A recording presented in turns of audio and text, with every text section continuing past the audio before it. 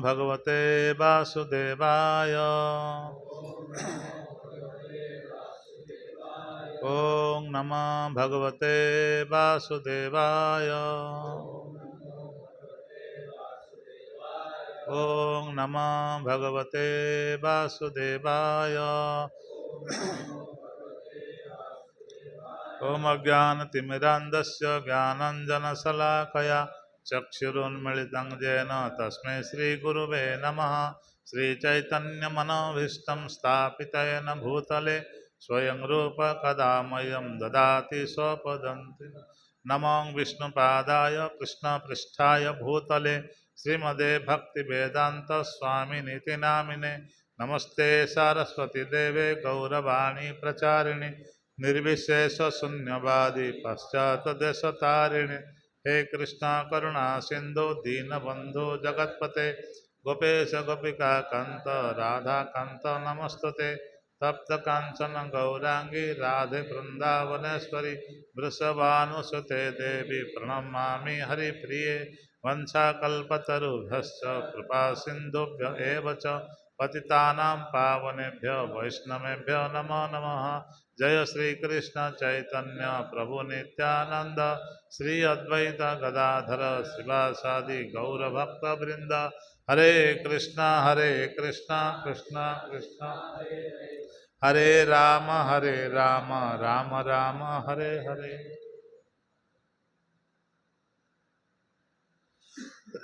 हरे कृष्ण। तो ये गीता क्लास में आप सबको स्वागत है। कौन सा है? पहला अध्याय है ना? हाँ, सबके पास है ना गीता? है? नहीं है सबके पास? तो सबके पास गीता होना चाहिए। सबके पास गीता होना चाहिए, ठीक है। तो पिछले संडे को कौन सा हुआ था? प्रभु जी बोले 12 से चालू होगा श्लोक नंबर, ठीक है। तो कुछ श्लोक ले गए 20 तक। तो यह है श्रीमद् भगवत गीता। भगवत गीता ये कंफ्यूज कभी कभी कर देता है। ये जो भगवत गीता धृतराष्ट्र को संजय ने सुनाया, ठीक है।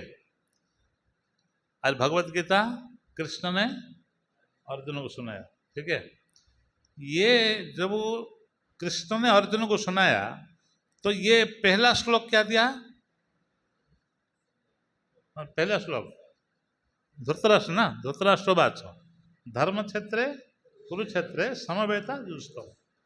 तो ये जब ये तो शुरुआत में होना चाहिए ना। गीता जब भगवान ने गीता कहा अर्जुन को तो पहला क्या आना चाहिए? श्री भगवान उवाच आना चाहिए, ठीक है। अर्जुन का कृष्ण का होना चाहिए, लेकिन ये धृतराष्ट्र कहाँ से आया? ये बड़ा कंफ्यूज है। तो इससे पता चलता है, और हमने जो सुना है, ये जो अपना परम जो सार्वभौम प्रभु आए ना, उनसे भी मैंने सुना, कई महाराज से सुना। तो कहते हैं कि महाभारत युद्ध चालू हो गया। गीता का जन्म कभी हुआ? मोक्षदा एकादशी के दिन। परंतु ये जो गीता अभी जो धृतराष्ट्र का जो अभी चल रहा है ना प्रसंग, ये जब चालू हुआ, धृतराष्ट्र जो पूछा है कि धर्म क्षेत्रे कुरुक्षेत्रे समवेता युस्तव, जो मिले हुए मेरे पुत्र मामुका और पांडव पुत्र क्या कर रहे? पूछा। क्यों पूछा? क्योंकि वो तो अंधा है, वो देख नहीं सकता है। तो उधर क्या होता है, पहले तो मोबाइल का सिस्टम था नहीं, तो व्यासदेव जी ने किसको दिया था दिव्य दृष्टि? संजय को दिया था। तो उसको याद आया। किसको? किसको याद आया? धृतराष्ट्र को याद आया। संजय तो अपना काम कर रहा है, बैठा है कुरुक्षेत्र में, हस्तिनापुर में, कुरुक्षेत्र में लाइव देख रहा है वो, ठीक है। उसको कोई पढ़ा नहीं, उसको तो देखा रहा है। लेकिन राजा जब तक वो पूछेगा नहीं तब तक वो बताएगा नहीं। तो राजा ने पूछा, धृतराष्ट्र राजा है ना, पूछा।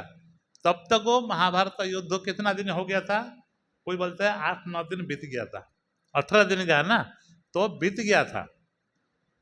तब ये जो पहला अध्याय है ना, पहला अध्याय ऐसे ही गया, केवल उनको बताने के लिए। युद्ध उधर हो रहा है, देख रहा है, और इधर बता रहा है।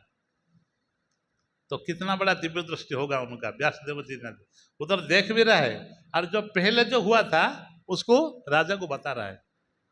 इसलिए गीता को समझना बहुत तो मुश्किल का काम है और बड़ा इजी का काम है। जो विश्वास के साथ तो हम समझते हैं तो समझ जाते हैं। जब वो तर्क करना, तर्क होता ना, ये क्यों हुआ, तो भगवान का भक्त का जो कथा है, जो लीला है, उसमें क्यों परंतु नहीं लगता है, विश्वास करना ही पड़ेगा। ये है श्रीमद् भगवद गीता। तो अब आपने 11 नंबर तक को सुन लिया, संजय ने क्या बोला, ठीक है। अभी 12 नंबर में कहते हैं, हाँ, अरे ये कौन सा योग है, अर्जुन विषाद योग। पूरा अध्याय में अर्जुन क्या है, दुख में है। विषाद मतलब दुख, क्या करूं क्या ना करूं को समझ में नहीं आता। तो अभी ये कहते तस्यं संजनयन हर्षं कुरु वृद्ध पितामह सिंहनादं विनोद्योच्चयी शंखं दध्मौ प्रतापवान। सबके पास गीता होना चाहिए क्योंकि एक एक शब्द आपको समझ में आएगा।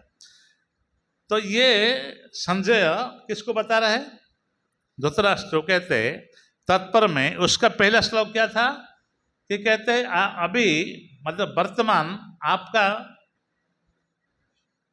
जो कुरुक्षेत्र में जो जैसे सजाई हुआ था ना सैन्य, सब खड़े हो गए। पहले श्लोक में ये बता, खड़ा हो गए।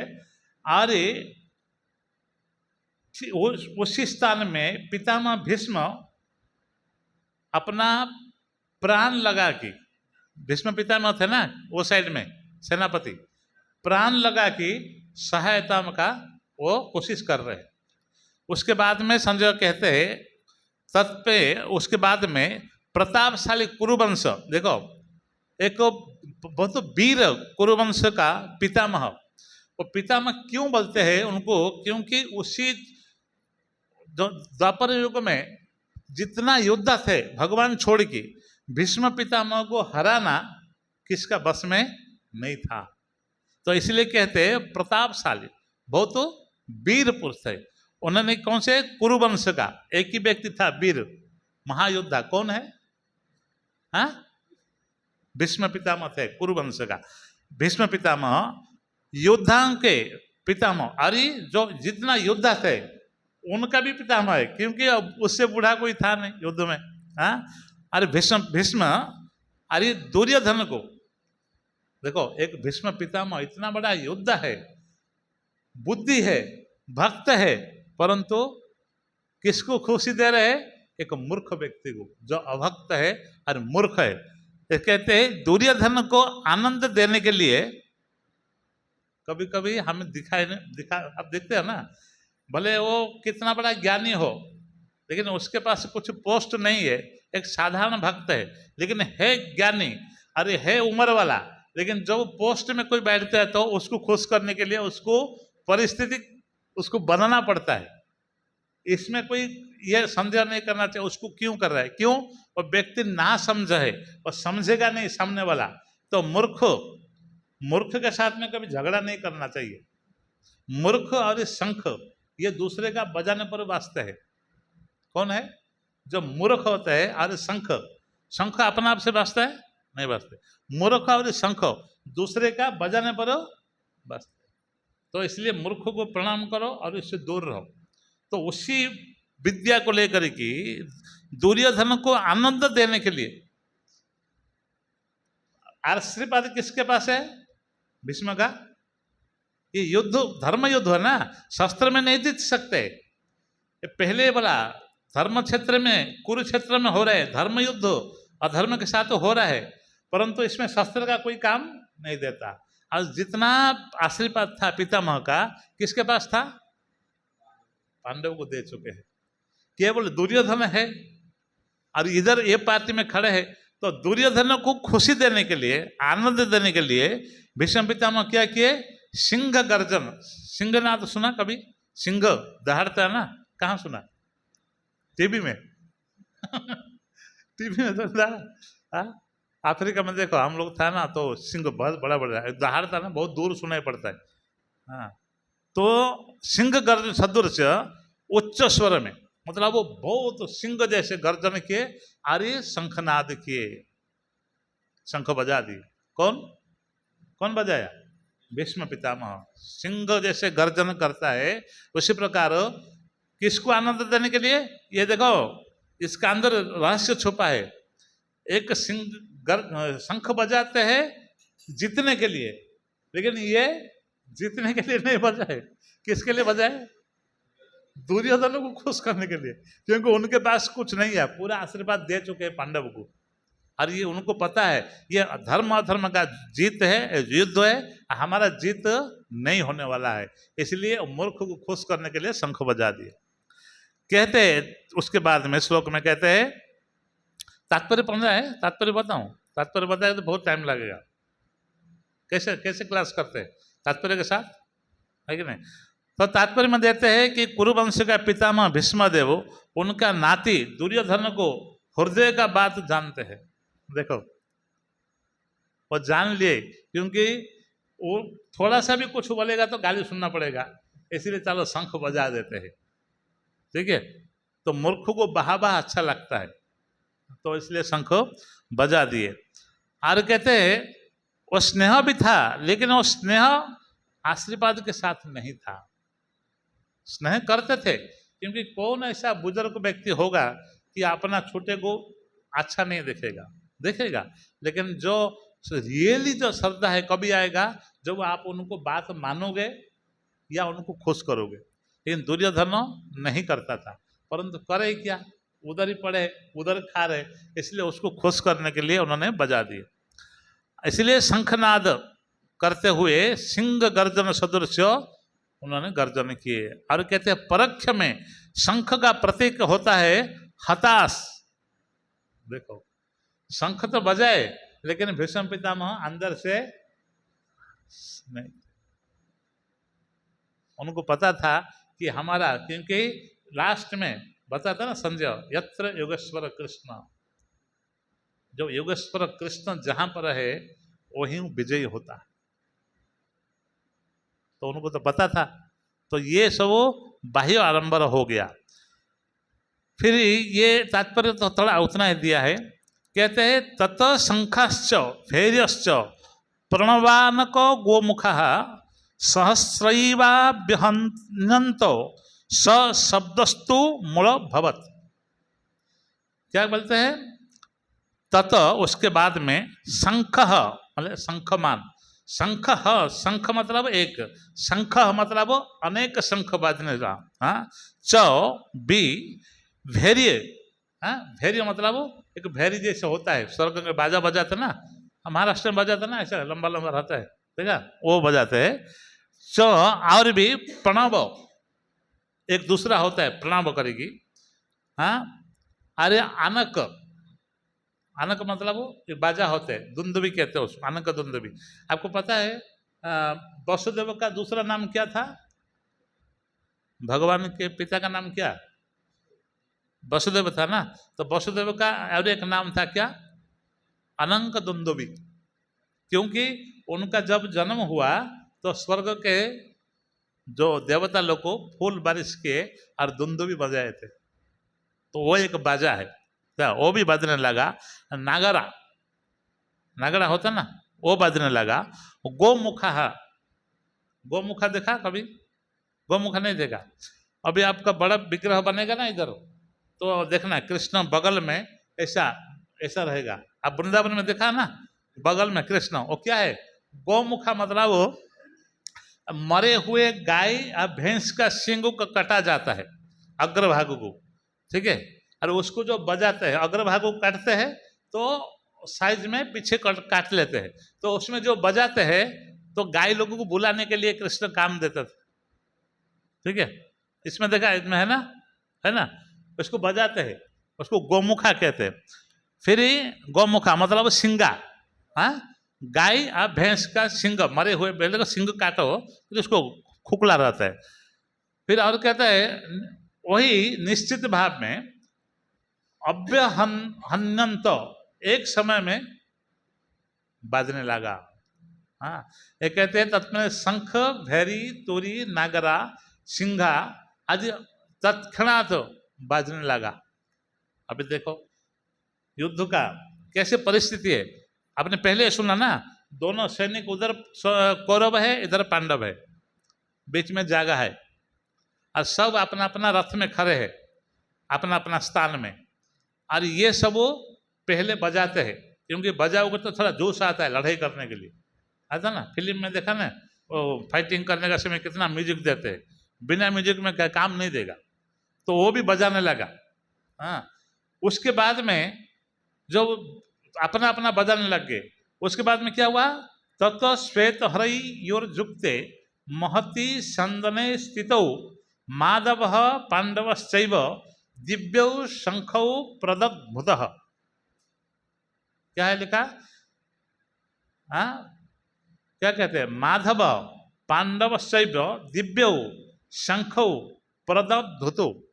हाँ, कहते हैं दूसरा पक्ष में, ये तो हो गया कौरव पक्ष का, अभी दूसरा पक्ष में कौन खड़ा है, पांडव लोग। कहते हैं दूसरा पक्ष में उभय भगवान, उभय मतलब दोनों, भगवान कृष्ण माधव, माधव मतलब क्यों नाम पड़ा पता है, जो लक्ष्मी का पति है उसको माधव कहते हैं। माधव और अर्जुन दोनों एक रथ के ऊपर बैठे हैं, और रथ में घोड़ा कौन सा कलर का था, कहते हैं श्वेत अश्वयुक्त। और रथ का मतलब वो घोड़े का कलर कौन सा था, सफेद घोड़े थे, श्वेत अश्व। अरे वो एक विराट रथ, बहुत बड़ा रथ था। और वो रथ पता है महाभारत युद्ध का पहले क्या हुआ, बाद में बताऊंगा। वो बहुत दिव्य रथ था।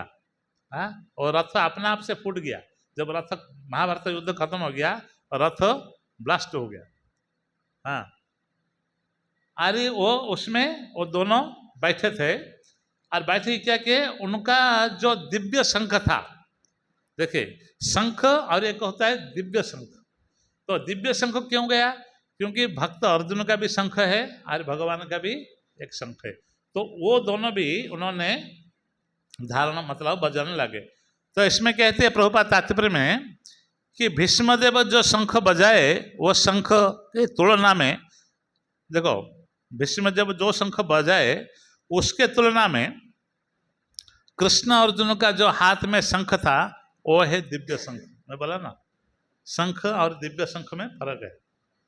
वो जो शंख बनाए वो किसको इतना घबराहट नहीं हुआ, कोई डरा नहीं है। हाँ, लेकिन ये दोनों जो अभी बनाए गए, अभी आगे आएगा, तो प्रभुपाद कहते हैं कि किंतु भीष्म के जो शंख दिव्य शंख नहीं है। देखो जो भीष्म पितामह का शंख था वो दिव्य शंख नहीं है। अब देखो पढ़ा है ना, गीता है ना, लिखा है ना, फिर दिव्य शंख का नाद का ध्वनि ये सूचित मिलता है कि दूसरे पक्ष का विजय का आशा नहीं। देखो एक शंख बाजा, दूसरा है दिव्य शंख बाजा, लेकिन शंख बाजने से, दिव्य शंख बाजने से और दिव्य शंख वाला को सूचना मिल जाता है कि अपर पक्ष में जिसका दिव्य नहीं है वो निश्चित रूप में हारने वाला है। इस कभी कभी लगता ना, ये शंख क्यों बजाते हैं, ये शंख से ही पता चला जाता है किसका जीत होगा किसका हार होगा, इसलिए शंख बजाते हैं। शंख बजाना एक ये नहीं है कि शंख बजाना चाहिए, ये इसमें पता चला जाता है। और कहते हैं दूसरे में जयस्तु जयंतु पांडुपुत्राणां एशं पक्षे जनार्दन, पांडुपुत्र मानों का सदृश व्यक्तियों का पक्ष में बराबर विजय होता है। पांडुपुत्र जो 5 थे ना पांडव, उनका पक्ष में कहते हैं विजय निश्चित है। क्यों निश्चित है? हाँ, वो भगवान का शरण में थे और धर्म का शरण में थे। इधर भी धर्म था, कहा कौरव की तरफ धर्म था। और कौन है, कौन है, कौरव का तरफ धर्म था और पांडव की तरफ धर्म था। दोनों दोनों पक्ष में धर्म है। इधर धर्म कौन है, पांडव के तरफ, हाँ नहीं, पांडव की तरफ। युधिष्ठिर महाराज वो धर्म का अवतार है। वो बड़ी लंबी स्टोरी है, क्यों आया धर्म, जब वो अभी टाइम हो जाएगा। हाँ, जब वो अभिशाप मिला था धर्मराज को, धर्मराज कौन है? यमराज।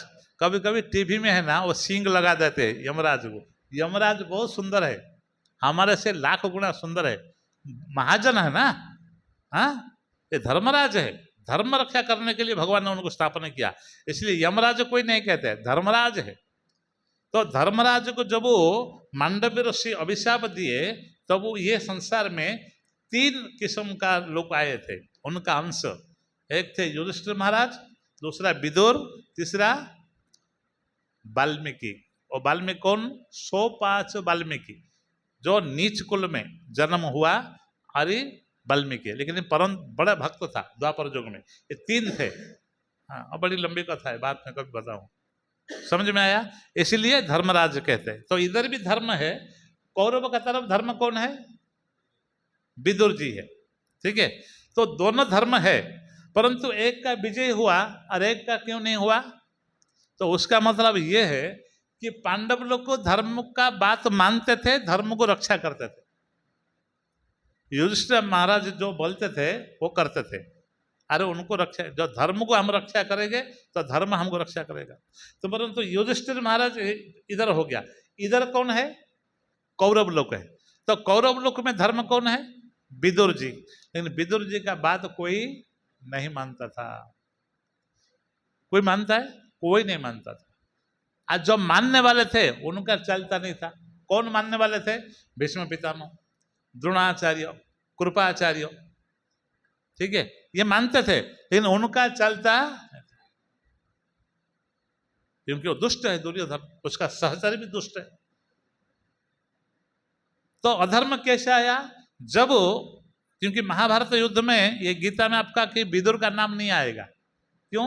युद्ध का पहले ही दुर्योधन ने धर्म का त्याग कर दिया।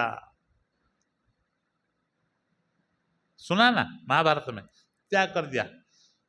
क्या ना, धर्म को एक बेइज्जती बनाया कि कहते, देखो एक तो बुजुर्ग है, देखो गीता में कितना, एक तो विदुर बुजुर्ग है, दूसरा चाचा है, किसका? दुर्योधन का, तीसरा भक्त है, धर्म है, हाँ महामंत्री है, अरे उनको अनादर कर दिए। हाँ, उनको अनादर कर दिए और कहते हैं कि तुम देखो, कभी कभी मूर्ख लोगों को है ना, आप उपदेश दो तो अच्छा नहीं लगता है। अच्छा लगता है? तो ये अच्छा नहीं लगा, और उन्होंने इतना बोल दिया है कि तुम जिस थाली में खाते हो उसी थाली में तुम छेद कर रहे हो, निकल जाओ इधर से। तो ये बात बुरा नहीं लगता था, लेकिन ये सभा का बीच में धृतराष्ट्र का सामने बोला हुआ है दुर्योधन, और धृतराष्ट्र चुप रहा, इसलिए विदुर जी की बुरा नहीं लगा। क्योंकि भक्त जो होते हैं ना, उनको अच्छा भी नहीं लगता है, बुरा भी नहीं लगता है। तो उन्होंने क्या कहा, जब वो मेरा भाई राजा है और उनको अधर्म में बचाए नहीं, तो ये घर में रहना अच्छा नहीं। तो तुरंत अपना मुकुट दे दिए, धनुष बाण दे दिए और चल दिए तीर्थ यात्रा में। ठीक है, उसके बाद में जब तीर्थ यात्रा घूमते घूमते आए, तब उनको पता चला कि महाभारत युद्ध भी हो गया, मारे गए सब लोग, केवल धृतराष्ट्र गांधारी बचे हैं और पांडव लोग को बचे। ठीक है, तब वो मैत्र जी से बातचीत हुआ, आए, पांडव लोग को चले गए, फिर धृतराष्ट्र गांधारी को ज्ञान दिए, उनको उद्धार किए। बाद में विदुर मैत्र संवाद भागवत में आता है ना, विदुर मैत्र संवाद, तो मैत्र मुनि विदुर को भागवतम बताते। तो जिस दिन विदुर जी घर त्याग किए, उनके साथ में उन लोग का जितना धर्म था थोड़ा बहुत, तो वो विदुर का साथ में चले गए, तब उनका अधर्म का शुरू हो गया। तो इसलिए कहते हैं कि वो जो पांडुपुत्र के साथ में धर्म था, इसलिए उनका जीत हुआ, और उनके साथ में अधर्म था, धर्म गया, तो इसलिए उनका हार हो गया। समझ में आता है ना? नहीं समझ आता तो पूछना चाहिए, क्योंकि ये भगवत गीता है, इतना जल्दी समझ में नहीं आएगा।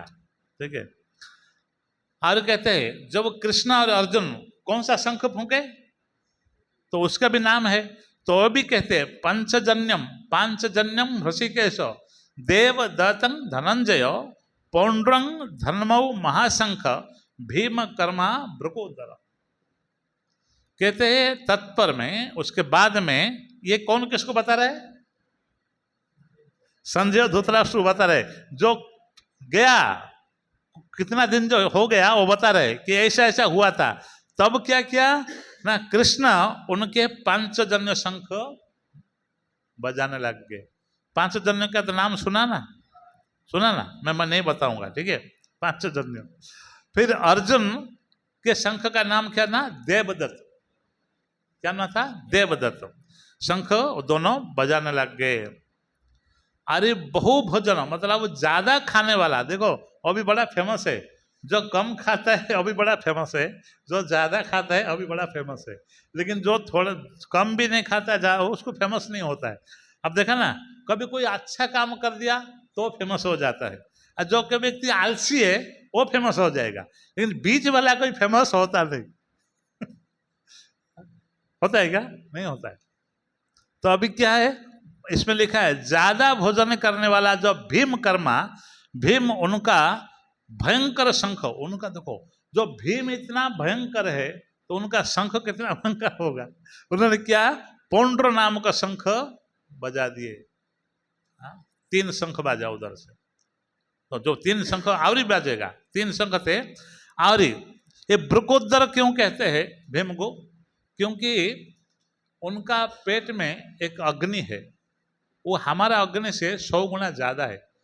पत्थर भी खाते थे ना, वो भी पच जाता था। भीमसेन बोलो, हाँ। अभी जितना कौरव का कितना पुत्र थे? 100 पुत्र। कौन मारा? युद्ध में कोई नहीं मरा, सब भीम ही टमाटर जैसे मसल दिया, सारे को 100 को ही मारा। अब देखा 100 पुत्र, इतना क्रोध था उसको भीम को और इतना बल था। कहते हैं एक बार भीमसेन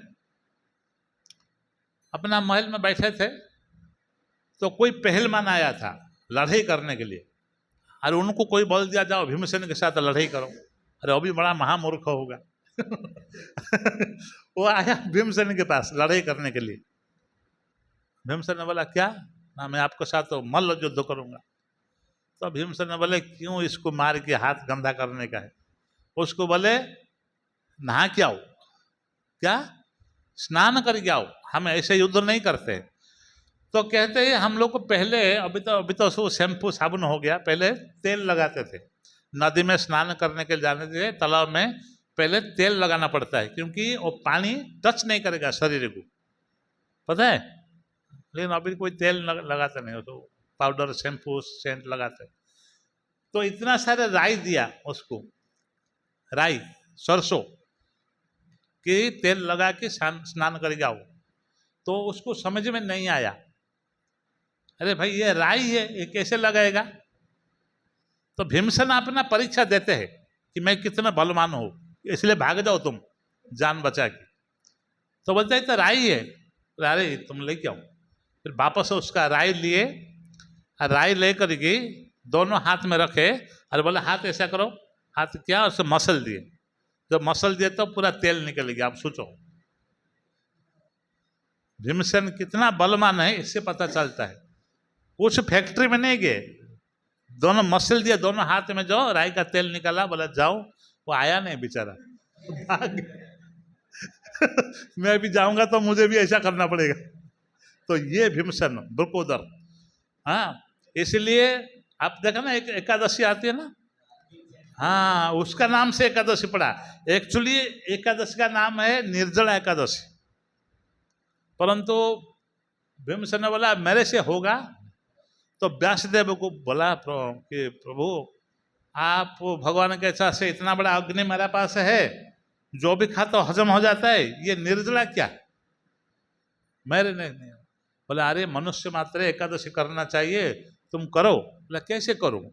ये नहीं होता तो कर लेता, लेकिन ये तो इतना सताता है, पत्थर भी खा तो हजम हो जाता, तो ये कैसे करूं? बोलता ठीक है, तुम एक एकादशी करो। ज्येष्ठ महीना में एक एकादशी आती है, उसका नाम है निर्जला एकादशी। तुम एक करोगे ना, वो तुम्हारा जो 11 एकादशी है ना, 22-23 एकादशी का फल मिल जाएगा। महीना में 2 एकादशी है ना, तो 12 महीना में 24, तो एक करोगे तो तुम्हारा 23 एकादशी का फल मिल जाएगा। तो कैसे ना कैसे निर्जला कर दिया, ठीक है। उसका मतलब है नहीं कि हम भी उसी तरह निर्जला रहे और सारे एकादशी पानी खा पी गिरी मस्त रहे, वो नहीं होता है। एकादशी मतलब निर्जला, नहीं खाने का, कुछ भी नहीं खाने का। हमारा इधर तो क्या बनता है, डोसा, वो क्या बोलते, सिंगड़ा खाते का, ये सब्जी, ये तो वो एकादशी नहीं होता है। वो है मतलब वो मिलेगा 30% फल मिलेगा, एकादश नहीं मिलेगा। तो ये भीमसेन, तब नाम पड़ गया भीम पांडव भीमा एकादशी या पांडव निर्जला एकादशी नाम पड़ गया, ठीक है। ये भीमसेन, तो उनका शंख बजाए। तात्पर्य में क्या दिया प्रभुपाद जी ने, एक कहते हैं एक नाम है मधुसूदन भगवान का, क्योंकि मधु नाम का दैत्य को विनाश किए थे। ये असुर लोग है ना, ये अभी नहीं आया। भगवान जब सृष्टि प्रारंभ किए तो अभी से असुर लोग को पीछा पड़ा है। जब भगवान को नहीं छोड़े तो हमको छोड़ेंगे क्या? हाँ, अभी भी प्रचार में जाएंगे, जाते ना आप लोग जब करते हो, कुछ करते हो तो बाहर जाते हैं तो कहीं ना कहीं असुर मिल जाएगा। जब भक्त होगा या शरणागति होगा, वो आप बोलोगे माला करो, और थोड़ा इधर हिचकिचाएगा, माला कर लेगा। लेकिन जो राक्षस है आपको बोलेगा, और वो उल्टा ही बोलेगा, क्यों जाते हो मंदिर में, माला करने से फायदा क्या है, आप भगवान को देखा है क्या? हाँ, एक वो पूछ रहा था, अनिरुद्धाचार्य को पूछ रहा था कि क्या प्रमाण है। अरे भाई, हर एक चीज का प्रमाण नहीं दिया जाता है, हर एक चीज का विश्वास होता है या महसूस करना पड़ता है। ये हवा है, कभी कोई प्रमाण है क्या? या मन कहीं के कोई प्रमाण है? लेकिन मन है, हवा है, वो हवा को कोई ना हमको देखा हो, हवा कोई देखा है क्या? नहीं देखा। तो उसी प्रकार असुर लोग का यही है कि हमें दिखाओ। हाँ, इसलिए भाई तुमको दिखाने के लिए समय प्रभुपाद बोले तुम एक प्रताप सुना, प्रभुपाद का लेक्चर कितना लोग सुनते हैं? हमारे इसलिए प्रभुपाद का हिंदी में, इंग्लिश में, बंगाली में लेक्चर है, कितना लोग सुनते हैं? आप सुनिए, इतना पावरफुल वे, आपको समझ में आए नहीं आया, वो क्लास सुनने के बाद में आपको ऐसा लगेगा कि मैं जाऊंगा प्रचार करने के लिए। हाँ, प्रभुपाद किसको नहीं छोड़ते थे। हाँ, प्रभुपाद को कोई पूछा था कि आपने साधु बन गया इतना साल से, हमको भगवान दिखा सकते हो? तो प्रभुपाद क्या बोलते? बोले तुम्हारे बाप का नौकर है क्या, भगवान आ जाएगा तुम्हारे पास। प्रभुपाद का वार्ड देखो, वो व्यक्ति सामने चुप, आर्गुमेंट नहीं कर सकता है। क्यों? प्रभुपाद शुद्ध थे, उनका वाणी शुद्ध है, उनका पढ़ाई शुद्ध, उनका सब कुछ शुद्ध है। आध्यात्मिक थे ना, तो आध्यात्मिक में ही बल है, ठीक है। भौतिक में कोई पावर नहीं होता, आध्यात्मिक। आप गीता पढ़ोगे, खाओगे, प्रसाद खाओगे, आध्यात्मिकता, उसमें जो पावर है ना। अब देखो प्रभुपाद का कितना इंटरव्यू हुआ, क्या क्या बोलते हैं। हम किसको रास्कल बोल सकते हैं? नहीं बोल सकते। प्रभुपाद उसका घर में बैठ करके उसको बोलते थे, और वो बदमाश चुप, कुछ नहीं बोलता। क्यों? यही है गीता का पावर, ठीक है। तो इसलिए जो मधु नाम का एक दैत्य था, उसको विनाश किए, सूदन किए, इसलिए उनका नाम क्या हुआ? मधुसूदन। और वही मधुसूदन और भगवान का एक नाम है हृषिकेश। हृषिकेश मतलब इंद्रियों का स्वामी। जब हम अपना आप से इंद्रियों को कंट्रोल करना चाहते हैं, कभी नहीं हो सकता है। इसलिए प्रभुपाद या प्रभुपाद के गुरु महाराज जी कहते हैं कि इंद्रिय हमको प्रॉब्लम देता है या उनको कुछ चाहिए, ऐसा कुछ डिस्टर्ब हुआ तो ऋषिकेश का सेवा में आप लग जाओ। जब भगवान ऋषिकेश का सेवा में लगो और उनको प्रार्थना करो, मुझे इंद्रिय सताता है, तो सेवा करने के बाद में आपका मन उसमें तल्लीन हो जाएगा और सारे इंद्रियों शांत पड़ जाएगी। और खुद को कोई कोशिश करता है कि मैं इंद्रियों को दमन करूंगा, कभी नहीं हो सकता। ठीक है, अभी आगे श्लोक है, कौन सा शंख बजा कि इसमें सब भगवान का बढ़ाई दिया गया। अनंत विजय राजा कुंती पुत्र युधिष्ठिर नकुल सहदेवश्च सुघस मणिपुष्पक काश्यश्च परमे परमेश्वास शिखंडी च महारथ दृष्टद्युम्न विराटश्च सात्यकिश्च परराजितः द्रुपदौ द्रुपदयाश्च सर्वशः पृथिवीपते सौभद्रश्च महाबाहो शंखान दध्मौ पृथक पृथक। हाँ, ये कहते हैं आगे उसी पार्टी का, अभी कुरु का हो गया, अभी पांडव लोग का कौन कौन शंख बजाया। कहते हैं कुंती पुत्र राजा युधिष्ठिर। हाँ, देखो राजा युधिष्ठिर वो कहते थे कि ये राजा युधिष्ठिर बनाया, बोल सकते थे कि ये राजा युधिष्ठिर ने शंख बजाया, लेकिन कुंती पुत्र क्यों नाम दिया। आप समझ सकते हो ये कुंती महारानी कितना बड़े महिला है, कितना बड़ा भक्त है। हाँ, इसीलिए श्रीमद् भागवतम में किसका स्तुति, भागवतम कितना लोग स्टार्ट किया पढ़ने, कोई चालू कि नहीं किया ना, तो पहला स्तुति किसका आता है। हाँ, भगवान का नहीं, कौन करता है, कुंती महारानी का ना। तो आप समझो ये कुंती महारानी इतना आसान स्त्री नहीं है, इतना नॉर्मल स्त्री नहीं है। श्रीमद् भागवतम में सुखदेव गोस्वामी परम वैराग्य चूड़ामणि एक सन्यासी है, दिगंबर वस्त्र में दिगंबर, उन्होंने पहले कुंती महारानी का स्तुति को स्थापना किया। तो इसीलिए इधर भी कहते हैं उनको चिढ़ाना के लिए धृतराष्ट्र को, क्योंकि उन्होंने पांडव का नाम सुनते हुए चिढ़ जाता था। कौन, धृतराष्ट्र, इतना ईर्ष्या करता था। पहले से ईर्ष्या है, जो मूर्ख लोग होते हैं ना वो ईर्ष्या करते हैं, जो पंडित होते हैं भक्त होते हैं वो ईर्ष्या नहीं करते हैं, इसका बदला नहीं लेते हैं। यह है गीता। धृतराष्ट्र पहले ही बोला, एक ही कुरुवंश था, परंतु जब युद्ध का शुरुआत हुआ पहले क्या कर दिया, मामका मेरा पांडव से, मामका पांडव दोनों अलग कर दिया। ये है मूर्ख का प्रतीक है। अब समझ रहा है, समझ में आता है ना। इसीलिए जो भक्त बनते हो या अपना आप को भक्त कहते हो, तो कभी भी कोई कुछ बोला अच्छे बोले प्रशंसा मत होना, कोई प्रशंसा करता है ना खुश मत होना, और कोई व्यक्ति बुरा बोलता है तो दुखी मत होना, तब जाके हम आगे बढ़ेंगे। और कोई कुछ बोल दिया तो उसका प्रतिशोध का आशा मत रखो। प्रतिशोध कौन लेता है, भक्त प्रतिशोध नहीं लेता है। वैष्णव जो होते हैं ना वो प्रतिशोध नहीं लेता है। मुझे बोला तो मैं उसको देख लूंगा, कैसे ना कैसे उसको 10 लोगों को बताऊंगा और उसका हालत खराब कर दूंगा। ये वैष्णव का नेचर नहीं है, स्वभाव नहीं है। वैष्णव का स्वभाव क्या है। इसीलिए युधिष्ठिर महाराज जो परम वैष्णव है, तो बात आता है रे युधिष्ठिर महाराज तो सेविंग नहीं किए थे, या छोटा छोटा बाल तो रखे नहीं थे, या उनका सीखा भी नहीं था, वो तिलक नहीं करते थे, 16 माला जप नहीं करते थे, वो कैसे वैष्णव है ना। भगवान गीता में क्या कहते हैं, मन मना भव मत भक्तो, क्या कहते हैं, मन मना भव मत भक्तो। अरे तुम्हारा मन को मुझे लगाओ। माला करना अलग बात है, अरे अपना मन को किसका शरण में लगाना अलग बात है।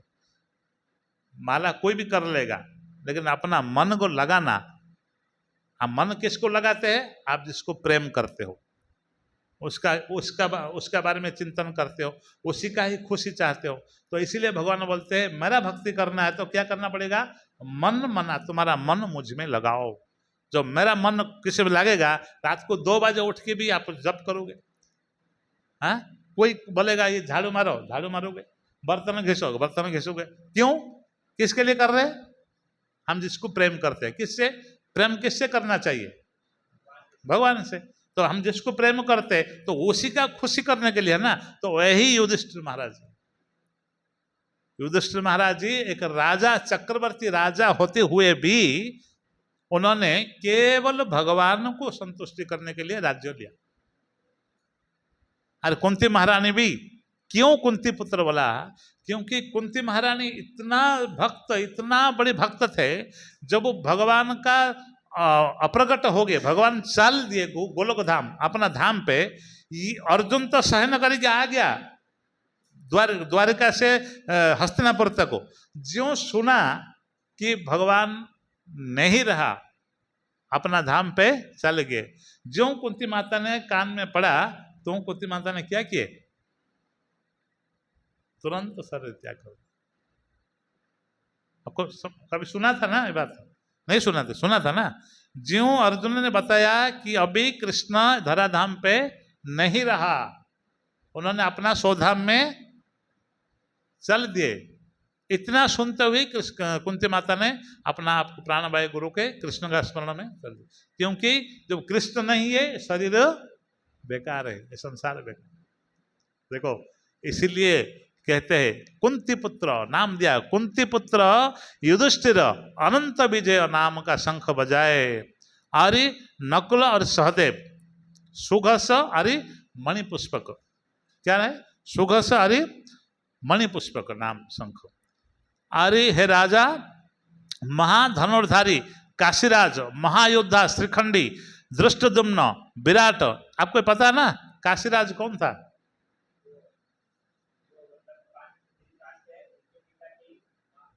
नहीं, किधर का राजा था? काशी का। अभी जो वाराणसी बोलते ना, बनारस, पहले काशी था, ठीक है, उधर का राजा है काशी राजा। हाँ वो स्टोरी था ना। तो ये काशीराज महायोद्धा श्रीखंडी, देखो श्रीखंडी वही था ना। कभी कभी होता है ना, हमारा प्रारब्ध का जो कर्म है वो किसी को छोड़ता नहीं। अभी उनका प्रारब्ध में लिखा है भीष्म पितामह का कि एक नारी का हाथ में मरने वाला है, कारण बनेगा। इसीलिए उन्होंने, आप सुना ना, अंबा का अंबा लेकर लेके आए थे, परंतु उनको पता नहीं था, परंतु उनको बताना था कि मैं दूसरे से प्रेम करता हूं, मेरा मन उससे दिया। उन्होंने बताया नहीं, चुपचाप आ गए। जो बाद में पता चला कि मैं उससे प्रेम करता हूं, मेरा उससे शादी करना है, तो भीष्म पितामह हाथ नहीं लगाए थे, बोले ठीक है आप जाओ, ये दोनों रह जाओ। तो वापस उधर गए तो उन्होंने मना कर दिया, तो ये भी इधर भी गए उधर भी गए, और उन्होंने अभिशाप दे दिया, और वही श्रीखंड बन की पैदा हुआ। तो ये कारण है। हाँ, परंतु श्रीखंड भी मारा नहीं है, लेकिन उन्होंने भी प्रतिज्ञा किया था कि मेरा युद्ध रथ का सामने कोई औरत आए तो मैं युद्ध। तो ये तो श्रीखंड था। हाँ, अर्धनारेश, ना पुरुष ना नारी, तो आए तो बाण नहीं उठाए। अरे अर्जुन ने क्या किया, उसका मौका से सरसज्जा कर दिया। अरे ये सरसज्जा का बीच में भी एक, कभी ये मत सोचना कि ये अर्जुन ने अपना पितामह को इतना प्रेम करता था, क्यों मारा? क्यों मारा? क्योंकि भीष्म पितामह का आज्ञा भी था, ठीक है, कि हे पुत्र, पितामह अलग है, इधर तुम बाण चलाओ। हाँ, अरे भगवान जो कहते हैं वही धर्म है। अरे प्लान किसका था? श्रीखंडी को लेना रथ के ऊपर, भगवान का प्लान। क्यों? धर्म को स्थापना करते थे। धर्म को स्थापना करने के लिए भगवान ने प्लान बनाया। तीसरा बात यह है, कई जन्म पहले जब वो भीष्म पितामह क्षत्रिय थे, क्षत्रिय कुल के थे, रथ में जा रहे थे, रास्ता में एक सांप होता ना, वो रास्ता में धीरे धीरे जा रहा था, क्योंकि हर एक सर्प का गति अलग अलग है, कोई ज्यादा जाता है, कोई उड़ता है, तो धीरे धीरे जा रहा था। उनको आया गुस्सा, रथ से उतारे, अपना तीर निकाले और उसको लेकर फेंक दिए। और जो सांप को फेंक दिए वो सांप जा करके कांटा में गिर गया। वो कांटा देखा ना कितना लाइन में, और पूरा शरीर कांटा में, तो उसका प्रारब्ध लग गया। इसलिए बहुत केयरफुल ध्यान देना पड़ेगा कि हमें जब दूसरे को दुख देते हैं, काटते हैं, गाली करते हैं, वो हमको मिलता है। इसलिए भगवान चैतन्य महाप्रभु जब आए थे, कहते जब तुमको इस तरह दोबारा नहीं आना है और हरे कृष्ण महामंत्र करना है, दोबारा नहीं आना है, तो आपको कोई मारे, आप समझे। हम शिक्षा अष्टकम तो सुबह सुबह बोलते, कितना लोग बोलते हो शिक्षा अष्टकम सुबह सुबह, लेकिन होता है रटते हैं तोता जैसे। इसलिए चैतन्य महाप्रभु बोले, ये कभी कभी लगता है ना चैतन्य महाप्रभु ऐसा क्यों बोले, तृणादपि सुनिश्चन तरोरी वो सहिष्णुना, ये क्यों बोले, इसके लिए कारण, क्योंकि हम तो नहीं रह गए और सामने वाला कोई हमें गाली दिया या क्रोध किया, हम जब उसको बोल देते हैं तो वो प्रारब्ध ऐसा हो जाता है, हमें फिर दोबारा इधर आना पड़ेगा, भले आप जब कितना भी कर लो, क्योंकि आपका मन में रह गया, मैं उसको देख लूंगा। तो इसलिए चैतन्य महाप्रभु बोले हरिनाम करना है, क्या करना पड़ेगा, क्या करना पड़ेगा, तृणादपि सुनिश्चन। जैसे घास रहता है, घास के देखा ना, बगीचा में घास है ना अपना गार्डन में, कभी कुछ बोला है क्या, कितना लोगों घास में चला, चलते हैं ना घास में, कुछ बोलता है नहीं, एकदम बड़े बड़े पेड़ है, तरो रिवा तरो, बड़ा बड़ा झाड़ पेड़ है, छाई देते हैं, फल देते हैं, पत्ता देते हैं, लकड़ी देते हैं, हाँ, काटने से भी दूसरा टहनिया उड़ जाता है। कभी बोला झाड़ ने, कभी बोला अरे तुमको मैं पानी देता हूँ पीने के लिए, फल देता हूँ, नारियल पानी देता ना, पत्ता भी देता है, छाई देता है, फिर मुझे क्यों काट रहे हो, कभी नहीं बोला।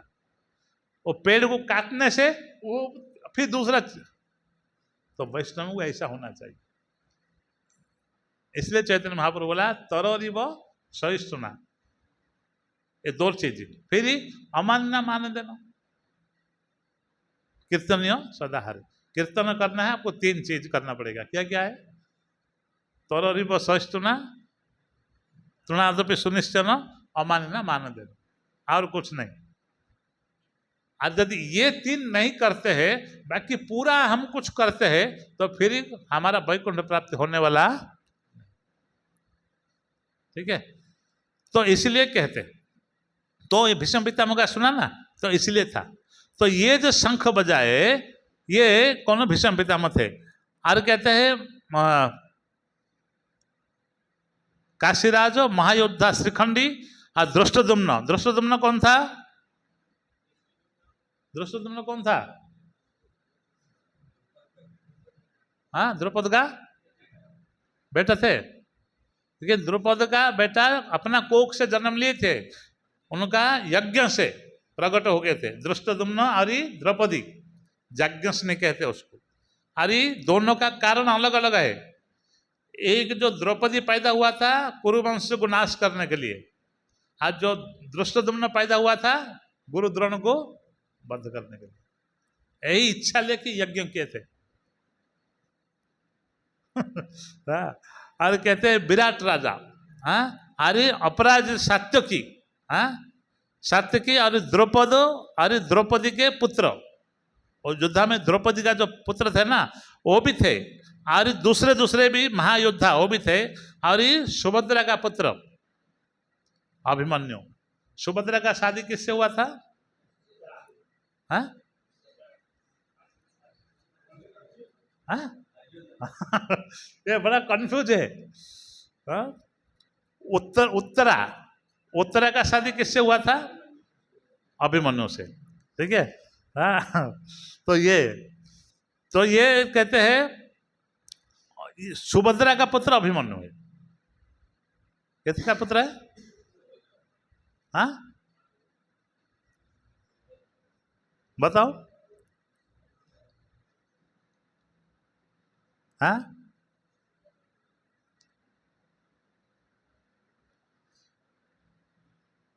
कंफ्यूज है ना। गीता कितना लोग पढ़े ना, बताओ। सुभद्रा का किसका पुत्र, सुभद्रा का पुत्र कौन था, अभिमन्यु। सुभद्रा का पति कौन था, समझे? सुभद्रा अर्जुन को शादी किए, अभिमन्यु पुत्र हुआ। और जो जो उत्तरा है ना, उत्तरा, उत्तरा कौन था? हाँ, अभिमन्यु की पत्नी। वो किसका लड़की थी? जो अर्जुन ने उनको सारे शिक्षा दिया था, नृत्य गाना अपना सब शिक्षा दिया था। फिर उनके साथ शादी हुआ। फिर उनका जो बेटा हुआ वो कौन था? परीक्षित महाराज का जन्म हुआ। देवकी माता वसुदेव भगवान को धारण किए थे गर्भ में, लेकिन उत्तरा, जो उत्तर का बहन है उत्तरा, इतना सौभाग्यवती थी, उन्होंने भगवान और भक्त को धारण किए थे गर्भ में। पता है ना? पता नहीं? पता है? नहीं पता?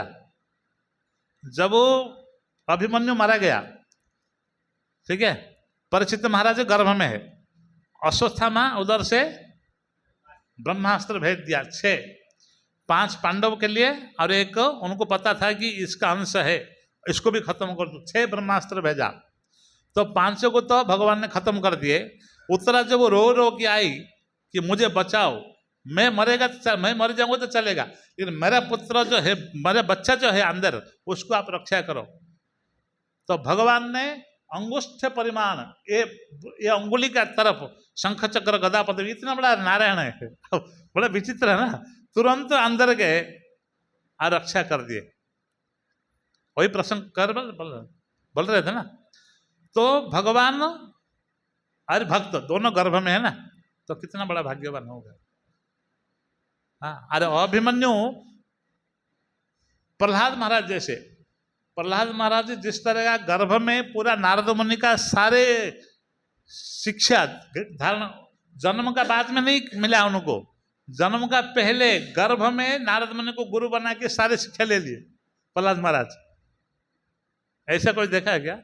तो उस तरह भी अभिमन्यु, अर्जुन ने जो शिक्षा दिए तो वो गर्भ में थे ना, तो ले लिए। लेकिन एक गलती हो गया, माँ ने सो गई थी, जो चक्र भी होगा वापस आने का समय जो बता रहे थे, सो गए थे। ये भी ज्ञान है जो माता पिता सोचना चाहिए। जो बच्चे जन्म देते हैं तो उसका पहले हमको संस्कार करना पड़ेगा। ये है गीता का ज्ञान है। तो ये था अभिमन्यु। अरे आदि मतलब सब पृथक पृथक, मतलब अपना अपना शंखनाद कर दिए। हाँ, तो इसमें कहते हैं संजय और राजा धृतराष्ट्र का, देखो प्रभुपाद लिखते हैं जो संजय है, राजा धृतराष्ट्र को बड़े चतुरता का, मतलब बहुत तो चालाक के साथ ये कहने लगे कि जो पांडुपुत्र है, कहते पांडुपुत्र को राजगादी में बसाने के लिए ये अवज्ञा किया था। उसका इच्छा नहीं था। किसका इच्छा नहीं था? किसका इच्छा नहीं था? धृतराष्ट्र का इच्छा नहीं था कि मेरे ही पुत्र राजगादी में बैठे। हाँ, परंतु उसको थोड़ा सा डराने के लिए या उसको चेतावनी देने के लिए ये बताते हैं संजय, उनको बार बार याद करवाते हैं कि ये नहीं तो बोल देते थे ना कि ये सारे लोग को शंख बजा दिए, ऐसा नहीं बोले, एक एक नाम लेके बताते हैं कि ताकि उसको याद आए धृतराष्ट्र को। और कहते हैं ये सारे कुरुवंशज महायुद्ध ध्वंस होता है, ये संकेत प्रकाश होता है। इसमें ये संकेत मिलता है कि ये जो युद्ध है, इधर शंख बजाए, ये शंख जिस तरह का आवाज किए, वो शंख से पता चला जाता है कि सामने वाला शंख जो बजाए वो सारे ध्वंस होने वाले हैं। ये प्रभुपाद लिखते हैं तात्पर्य में। और कहते हैं पितामह भीष्म से शुरू हुआ, हाँ, फिर पौत्र अभिमन्यु से पर्यंत। देखो पितामह भीष्म बड़े हैं, लास्ट कौन है? अभिमन्यु। हाँ, ये सारे शंख बजाए, परंतु अपना अपना सारे शंख बजाए, परंतु उनके समेत उनके जो उपस्थित थे सारे शंख जो सुने और सब ध्वंस का अभिमुख में डालने पड़े, क्योंकि उनका शंख में दम नहीं था। हाँ, आगे कहते हैं दूसरा 19 नंबर श्लोक में, सघोष धर्तराष्ट्राणां हृदयानि व्यदारायत नवश्च पृथ्वी चैव तुमुलो भ्यनो नादयन। कहते हैं ये शंखों का नाद अति भयंकर हो। देखो जब कौरव लोग को शंख बजाए इतना भयंकर नहीं था। जब भगवान कृष्ण से लेकर के ये सारे लोग का जो नाम आया, वो अपना अपना जब शंख बजाए, ये पूरा ब्रह्मांड को लगता है कि अभी प्रलय आने वाला है। इतना जोर था और इतना ताकतवर था पावर। क्यों ये शंख क्यों? उनका नहीं हुआ। अरे उनका क्यों हुआ? क्योंकि इसमें एक बात है, जैसे सेवा में एक आता है निष्काम सेवा, एक आता है सकाम सेवा। किस में पावर है? निष्काम सेवा में पावर है। निष्काम सेवा में, सकाम सेवा में पावर नहीं होता। क्यों? जब हमें कोई सेवा करते हैं, सेवा का बाद में हम कुछ अभिलाष रहता है, ये मिलेगा क्या, अभिलाष रहता ना, तो ये अभिलाष युक्त होने से नहीं होता। प्रहलाद महाराज क्या बोले थे? प्रहलाद महाराज जब नरसिंहदेव प्रकट हो गए, बहुत बार बोले, हे प्रहलाद बर लो, मांगो, बर मांगो। तो उन्होंने बोले क्या चाहिए मुझे, सब कुछ मेरे पास है, फिर भी मांगो। तो उनको शिक्षा मिला था नारद मुनि से, ये सब शिक्षा ग्रहण करना चाहिए कि बड़े व्यक्ति कुछ देते हैं, कुछ बोलते हैं तो हमको लेना नहीं चाहिए, लेकिन उनका मान भी रखना चाहिए। हाँ, तो प्रहलाद महाराज जो बोले कि प्रभु मेरे पास सब कुछ है आपके कृपा से, मुझे कुछ नहीं चाहिए। और आप जो कह रहे हो ना कुछ मांगो, ये मेरे लिए आप प्रकट हो गए और मैं आपसे मांग लिया, ये तो व्यापार हो गया। बिजनेस से होता ना, कुछ पैसा दिया अरे सामान ले लिया, उसमें प्रेम या भाव खत्म हो गया। ठीक है ना? कोई भाव होता है, दुकान वाले के पास भाव होता है क्या? जो हमको कोई फ्री देता है, तो कोई फ्री देता है तो हम उसको क्या बोलते हैं? थैंक यू बोलते हैं ना। दुकान वाले को थैंक यू कोई बोला, धन्यवाद बोला, क्यों? पैसा सकाम हो गया ना उस और अचानक हम जाते, हमको कोई 1 किलो दाल दे दिया कि आप बना के खाओ, तो उसको बिना थैंक यू बोलना आप रह नहीं सकते हो। बहुत धन्यवाद बोलोगे ना, उसमें प्रेम है। कोई उसका भी कोई कामना नहीं, इसका भी कोई कामना नहीं। प्रहलाद महाराज बोलते हैं ये तो बढ़िया है, बढ़िया, मैं आप मेरे लिए प्रकट हो गए और मैं आपसे बर मांग लिया, तो बिजनेस हो गया, तो ये नहीं चाहिए मुझे। हाँ, तो इसलिए कहते हैं इधर कि भगवान का सेवा करने के सकाम या निष्काम 2 होता है, तो हमको हमेशा निष्काम करना चाहिए। मैं सेवा करूंगा, कोई कुछ बोले, हाँ, ये आशा नहीं रखना चाहिए। हमने इतना सारे सेवा किया, अरे हमको स्टेज में बुला कि हमारा क्या बोलते हैं ना, ये इतना सेवा किया, हरि बोल बोलते, तो इसका भूखा नहीं रहना चाहिए। हमारा गुणगान का भूखा नहीं रहना चाहिए कभी। जब वो भूखा का आदत लग गया तो हमारा जीवन बेकार हो गया। सही बात है ना? हाँ? तो इसको बोलते हैं सकाम। निष्काम क्या? ऐसा सेवा करो पता भी नहीं चलना चाहिए ये कौन किया है। जब हमें किसको पता नहीं चलता है तो किसको पता चलता है? भगवान को। और जो हमारा गुणगान इधर हो जाता है, हरि बोल 3 बार दे दो, ये प्रभु जी इतना सेवा किया, भगवान बोलते हैं ठीक है उसको अगले ये है। हाँ, इस संसार में जिसका कोई नहीं होता है उसका भगवान होते हैं। अरे हम उसी का भूखा, अरे इतना सेवा किया, हमको हरि बोल भी नहीं दिया। हाँ, तो हरि बोल हो जाएगा सब। तो ये सब छोड़ना चाहिए। हाँ, तो इसलिए कहते हैं, मैं क्या बता रहा था? हाँ, हाँ, तो सामने वाला क्यों डर गया? क्योंकि उनका कामना था कि मैं युद्ध करूंगा और जीत लूंगा, ये है कामना। परंतु वो पांडव लोग का क्या था? सब कृष्ण के ऊपर इच्छा है, युद्ध करेंगे भगवान की इच्छा, और धर्म को रक्षा किए थे। इसलिए गीता पढ़ने से, हम तो पढ़ लेते हैं गीता, लेकिन ये सारे चीज को ध्यान नहीं देता है। ये संजय ने ऐसा क्यों बोला, ऐसा क्यों कहा? वो प्रपात लिखते हैं कि बार बार, टाइम हो गया क्या? चल रहा ना? हाँ, हो गया? कितना बजे तक चलता है? 2 बजे तक चलेगा ना?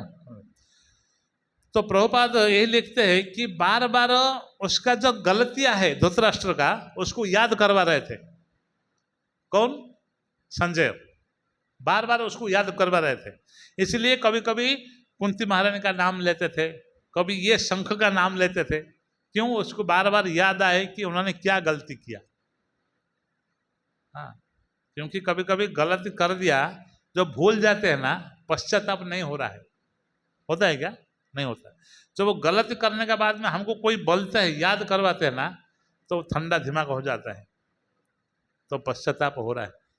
जो व्यक्ति गलती करने का बाद में पश्चाताप नहीं करते ना, उसको मनुष्य नहीं मानते। क्या मानते हैं? पशु।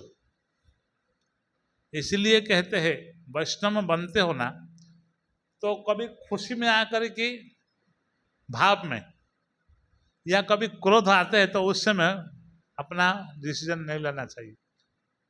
क्योंकि क्रोध में आने का व्यक्ति कुछ भी बोल देता है, और जो भाव में आ जाते हैं खुशी में, कभी कभी देखा ना, कहीं अपना इस्कॉन का मंदिर बनता है, कोई महाराज लोग आ जाते हैं स्टेज में, और सबको बोलते हैं यहाँ कौन दान देगा? अरे 1000 लोग बैठे हैं, इतना बड़ा बड़ा स्पीकर लगा, लाइट लगा, महाराज लोग बैठे, भाव आ जाता है। इतना मदन मोहन खुश हो जाएगा आपका ऊपर, वैकुंठ धाम चला जाओगे, भाव आ जाते हैं। बोले महाराज हमारा लिख दो 5 लाख, ठीक है? और वो बेचारा अनाउंस कर देते हैं, ये फलना व्यक्ति 5 लाख रुपया डोनेशन दिएगा, ठीक है? फिर बाद में खाता खत्म हो गया, महाराज लोग चले गए, पंडल भी तोड़ दिया, सब तोड़ दिया। 2-4 दिन बाद में प्रभु जी फोन करते हैं, भाई तुम्हारा 5 लाख नाम लिखा। प्रभु जी क्या करो, अभी थोड़ा धंधा मांदा है। अरे धंधा मांदा 2-4 दिन में थोड़ी हुआ। तो इसलिए भाव में आकर के कभी कुछ बोलना मत, अरे क्रोध में आके भी कभी कुछ बोलना। इसलिए कुछ सोच, किसको बोलना है, कुछ भी करने के लिए अच्छा तरीका से दिमाग लगा कि सोच समझ के बोलना चाहिए। कभी कभी इधर देखा ना, क्योंकि भाव भक्ति में वो स्तर अलग है। वो लोगों किसको, जो व्यक्ति ऊंचे कोटि का भक्त है, वो भाव भक्ति में रहते हैं, भाव में रहते हैं, वो अलग है। लेकिन हमें कौन सा भक्ति में रहना चाहिए? हम विधि भक्ति, विधि में होना चाहिए। ये करना चाहिए, वो नहीं करना चाहिए, ये विधि में। तो विधि में करने से क्या होगा ना, गुरु हमारा सब कुछ लेते हैं, श्रेय गुरु को जाता है। क्योंकि विधि हिसाब से करोगे, क्या होगा? हम अपराध नहीं करेंगे, किस भक्त का चरण में अपराध नहीं करेंगे, भगवान का चरण में अपराध नहीं करेंगे। ये करना चाहिए, वो करना चाहिए, तो इसलिए करना चाहिए। तो और कहते हैं 20 नंबर,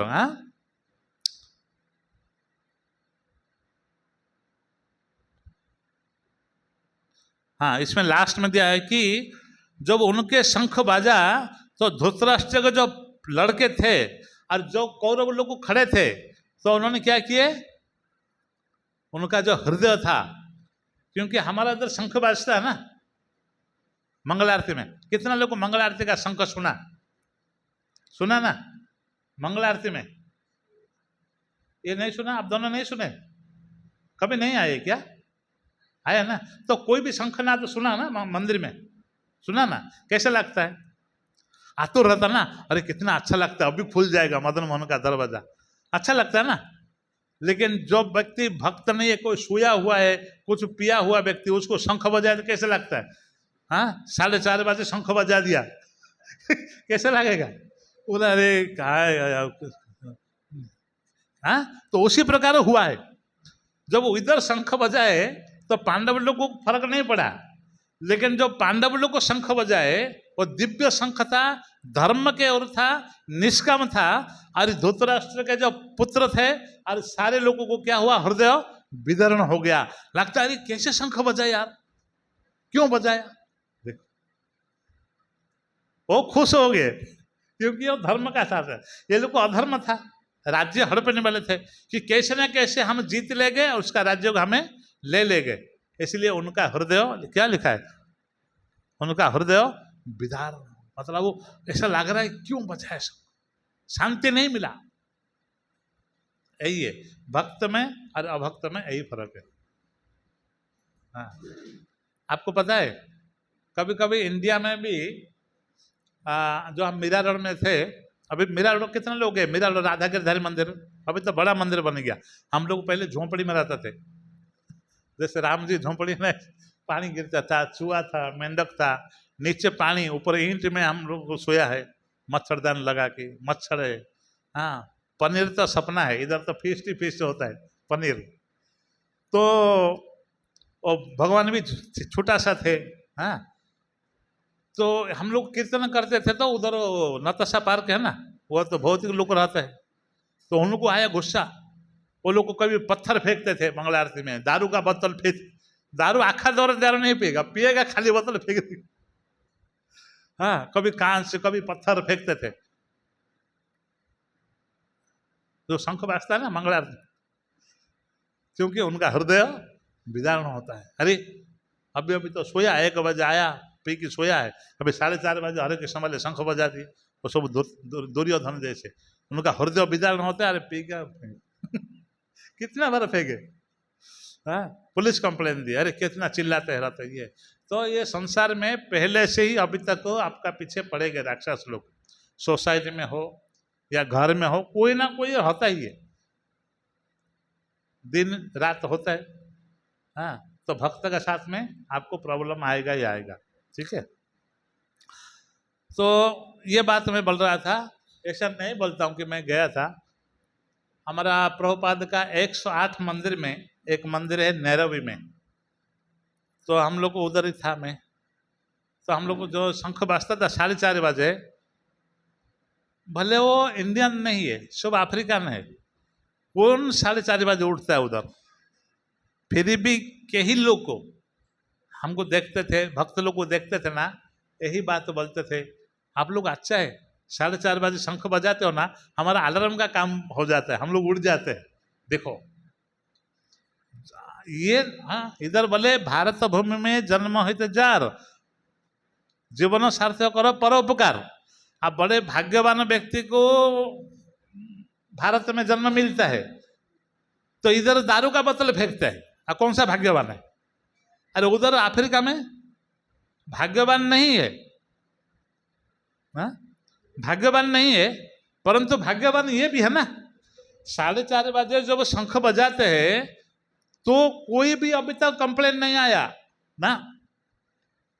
अफ्रीका का एक है ना, नगर संकीर्तन में ना शंख बजाने के लिए आजू बाजू लोग रहते हैं, कभी कोई कंप्लेन नहीं किया।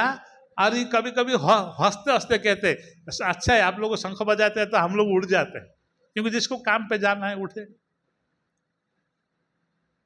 दूसरा है कृष्ण चेतना।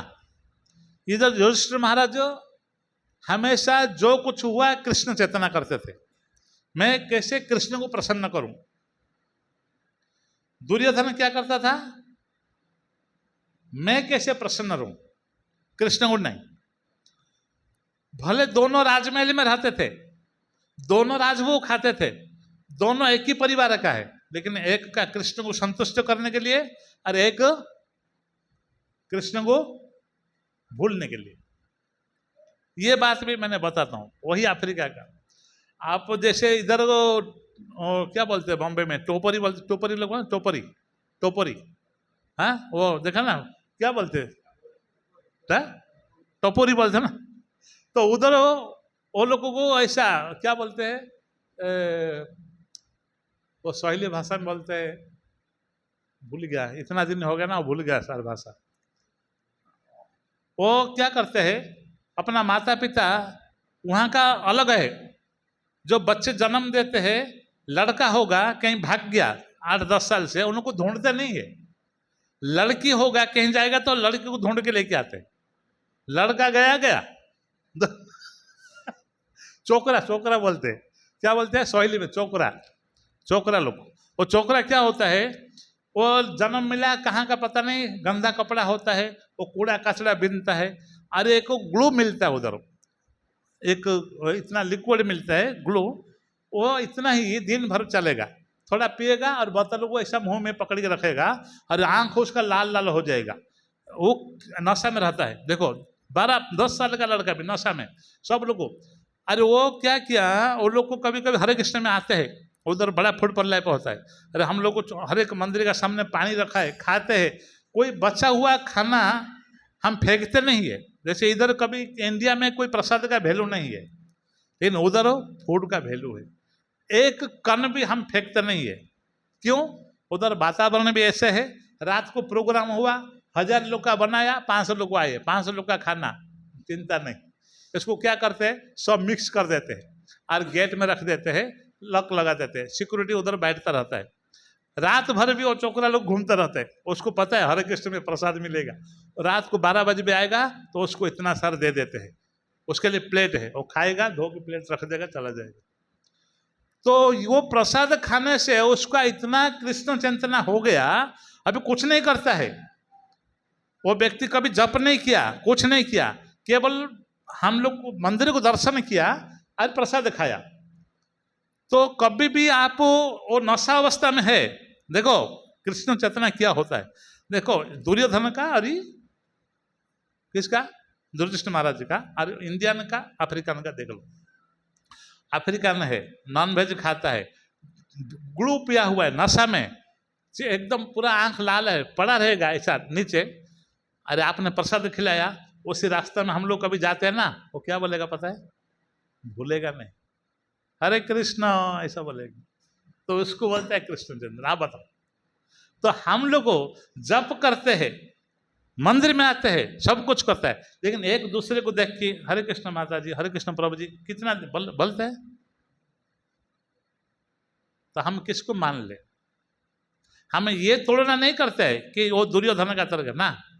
देखो यही प्रभुपाद का कृपा है। प्रभुपाद बोले थे कि तुम ईस्ट अफ्रीका में प्रचार करो केवल प्रसाद खिला के। ईस्ट अफ्रीका में भक्त नहीं बनते, आते हैं, रहते हैं, जप करते हैं, फिर चला जाते हैं। वैसे ही कभी हॉस्टल में जाते हैं, कॉलेज में जाते हैं, प्रचार चालू है, अभी भी चालू है, लेकिन उनको प्रसाद खिलाएगी। और वही प्रसाद का महत्व हम देखते हैं। कोई भी व्यक्ति तिलक धारण देखा, अभी दारू पिया हुआ व्यक्ति हरे कृष्ण बोलेगा क्या? बोलेगा? अच्छा व्यक्ति, भक्त भी हम दूसरे को बोलते हैं। कितना लोग बताते हैं, हम दूसरे को हरे कृष्ण किसी भक्त को देख करके बोलते हैं। पहचान हो गया तो गला मिल जाते हैं, नहीं पहचान हो गया तो मुंडी नीचे कर चला जाता है। अरे ठीक ऑपोजिट देख लो, उन्होंने प्रसाद खाया, नशा में है, प्रसाद कभी खाया पता नहीं, लेकिन नशा में है, उसको याद है, हरे कृष्ण बोलेगा। मैं कभी कभी सोचता हूं कैसे ऐसा हम भक्त को देते हैं, जिसको पहचानते उसको तो बोलते हैं, सही बात है ना, गलत गलत नहीं बोल रहा ना। हमारे जीवन में भी होता है, जिसको नहीं पहचानते बोलते भी नहीं। तो भगवान उसमें खुश हो गए, हो गए अभी नहीं। तो इसलिए कहते हैं निष्काम, मतलब हमें कोई बोले नहीं बोले, कुछ केवल युधिष्ठिर महाराज जैसे भगवान का प्रसन्नता के लिए सब कुछ कर दिए, तो इस प्रकार करना चाहिए हमें। दुर्योधन का तरह हम नहीं करना चाहिए। हाँ, तो इसलिए उनको कहते हैं। तो अभी 20 नंबर श्लोक है, फिर खत्म कर देते। कहते हे राजा, संजय कहते हे राजा, उसी समय में पांडु के पुत्र अर्जुन कपिध्वज जो पताका में था ना, कपिध्वज का पताका में हनुमान का, कपिध्वज मतलब जो झंडा है उसमें कपि मतलब हनुमान का छवि था। देखो, क्योंकि ये स्टोरी भी बहुत लंबा है। हनुमान को, भीमसेन को हनुमान बोले थे तुम युद्ध करो, मैं तुमको सहायता करूंगा। भीमसेन हनुमान 2 भाई है ना, बोले मैं करूँगा। तो उनका पताका में जो झंडा लहरा था ना, उसमें वो चित्र पट रूप में थे, तो इसलिए कहते हैं वही पताका में हनुमान का छवि था। और रथ में बैठते हुए धृतराष्ट्र के पुत्र का ऊपर देखो, वो हनुमान भी देख रहा था क्रोध में, वो झंडा में हनुमान जी, लेकिन उनको क्रोध में देख रहा था। हाँ, कि एक एक को छोड़ूंगा नहीं। दूसरा, उनको देखो कितना, ये श्लोक बहुत अच्छा है, उनको क्रोध दिला रहे। कौन? संजय धृतराष्ट्र को क्रोध दिला रहे। क्या कहता है कि उनका जो झंडा है पताका, उसमें हनुमान का पटचित्र है और सबको देख रहा है कौरव लोगों को। और कहता है उनको धृतराष्ट्र का पुत्र के ऊपर दृष्टि निक्षेप कर रहे थे, देख रहे थे। और कौन देख रहा था? दुर्योधन, ये अर्जुन और कृष्ण भी देख रहे थे। देखो, तब सेना उधर है, इधर है, उनका पताका उड़ रहा है, दोनों कृष्ण खड़े हैं, अर्जुन खड़े हैं। फिर जब वो शंख बाजने लग गया, अब शंख बाजने के बाद में क्या होगा? आरती होता है, लेकिन वो शंख बाजने के बाद में क्या होगा? अब भी युद्ध होने वाला है, बाजा बाज रहा है, हाँ, हल्ला हो रहा है। देखो, बड़ा भयंकर परिस्थिति है। कभी युद्ध देखा? युद्ध नहीं देखा? नहीं देखा युद्ध? हाँ, ये भी मैंने देखा। हाँ, मतलब इतना भयंकर परिस्थिति है। देखो, हमारा देश का नहीं, हाँ, मैं जो केन्या में था, इतना ऐसा हो गया, हम लोग 1 महीना तक बाहर नहीं निकाले। बोलो, विदेश में 1 महीना तक बाहर नहीं निकलना मतलब मर जाओगे। हाँ, क्या परिस्थिति है। सिक्योरिटी भी इतना अच्छा नहीं है। और हमारा सामने कितना लोगों को कोई जला रहा है, कोई वहाँ तो सब गोलियां चलता है, हाँ, किसका मुंडी उड़ा रहा है, कोई गर्दन उड़ा रहा है हमारा सामने। हाँ, हम लोग मंदिर के अंदर है, छोटा बाउंड्री है हमारा, जो ये है ना, छोटा ही है। हम लोग देख रहे हैं, हल्ला कर रहा है, ये कर रहा है। कुछ उनका नेता, मतलब पॉलिटिशियन झगड़ा हुआ, कुछ गलत जैसे हो गया। कितना ट्रेन, मतलब वो बस जला दिए, इलेक्ट्रिक खंबा उतार दिए, क्या क्या। 1 महीना तक लड़ाई चल रहा है। आज हम लोग देख रहे हैं। और हमारे पास खाने को क्या है? चावल है बीन से, सब्जी तो सब खत्म हो गया 2 दिन में। तो इतना भयंकर परिस्थिति हमने देखा है। हाँ, और मंदिर में कितना, हम लोग 4 लोग थे, और वो लोग को आ जाएगा तो हम लोग क्या है, एक थप्पड़ देगा तो मर जाएंगे।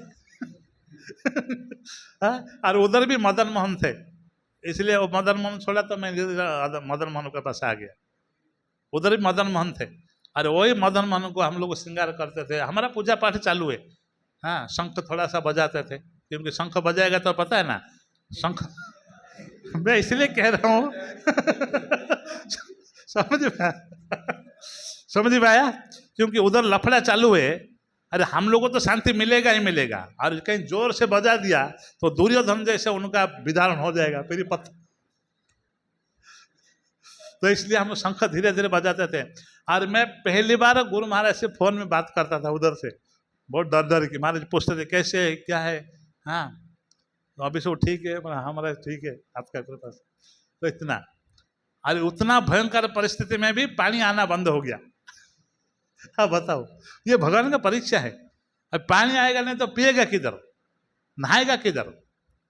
हाँ, तो उस समय भी हम लोग को गाड़ी में उसी एरिया का कुछ ऐसा उसका निशान रहता है, पत्ता पत्ता, उस बांध के गए थे, पानी लेके आए बाहर से।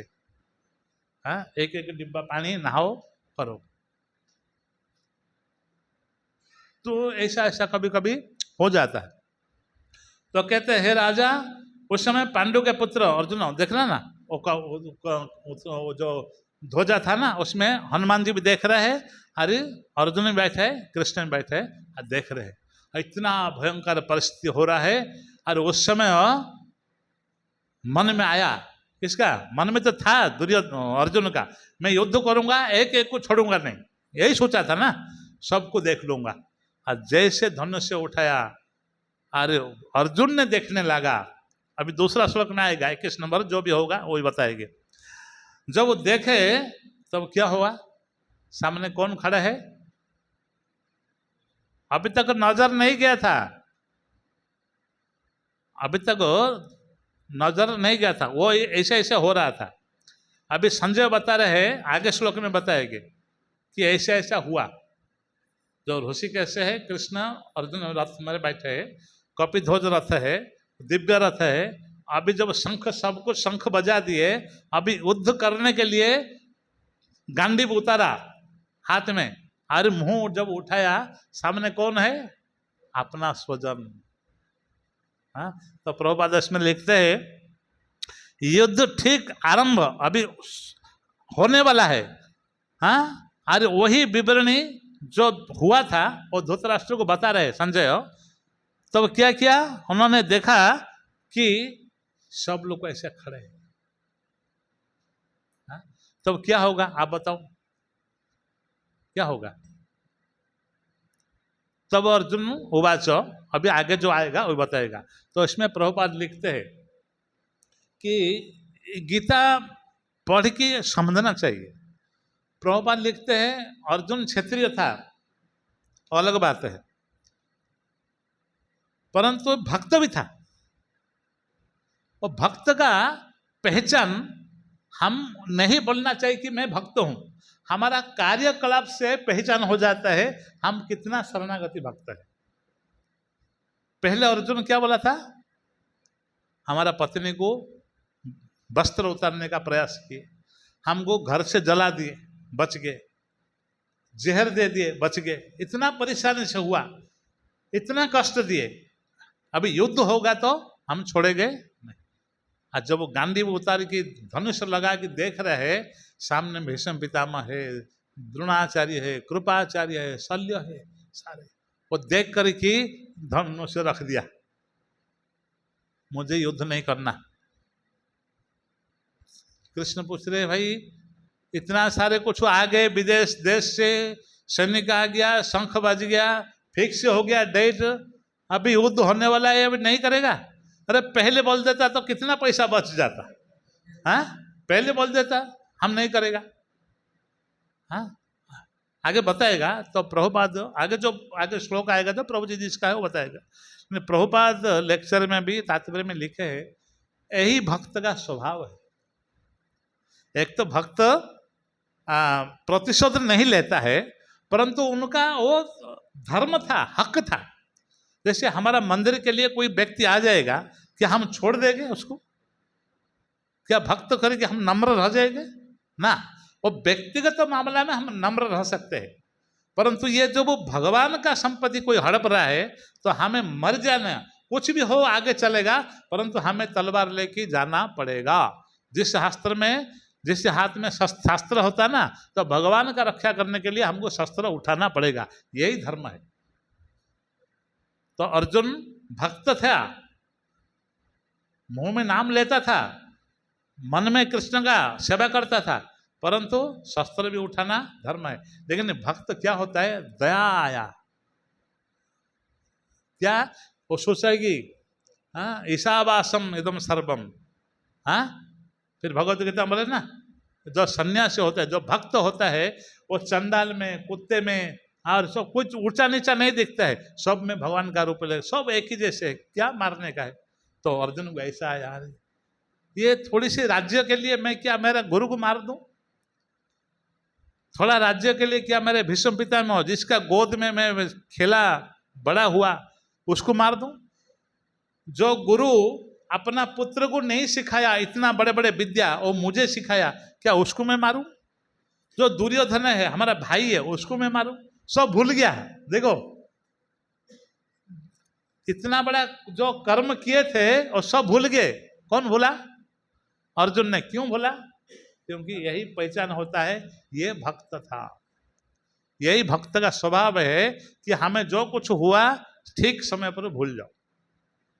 परंतु वो युद्ध ऐसा था, भगवान नहीं भूलते, क्योंकि भक्त का कोई अनादर किया, कुछ किया तो भगवान नहीं बोलते। भगवान बोलते हैं पार्थ उठाओ धनुष और लड़ो। वो बोलेगा ना मैं सन्यासी ले लूंगा, ये करूंगा, वो गया बाद में ले लूंगा, अब भी लड़ाई करो, तुम्हारा जो संपत्ति गया ना उसको लेके आओ। तो ये धर्म युद्ध है।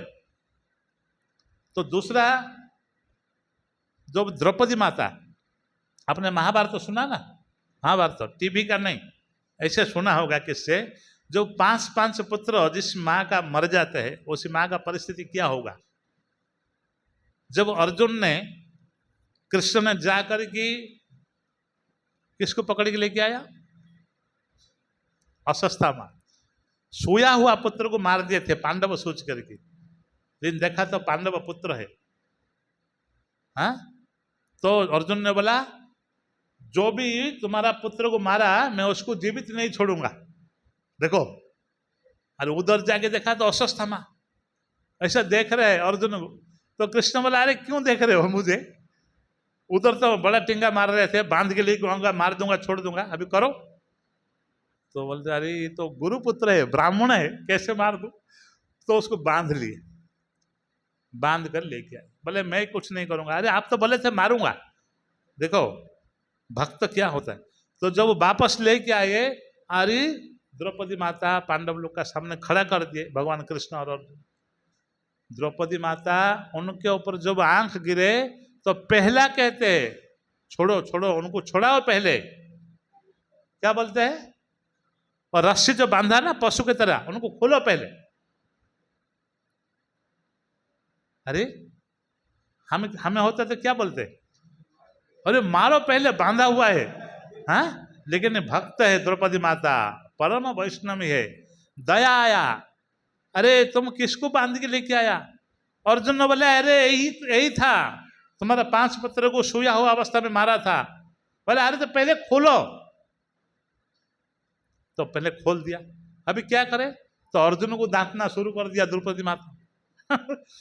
बोले अरे तुमको पता नहीं? आपको जो विद्या अपना लड़का को नहीं सिखाया, किसी को नहीं सिखाया, आपको सिखाया, और उसी लड़का को ऐसा बांध के लेके आया।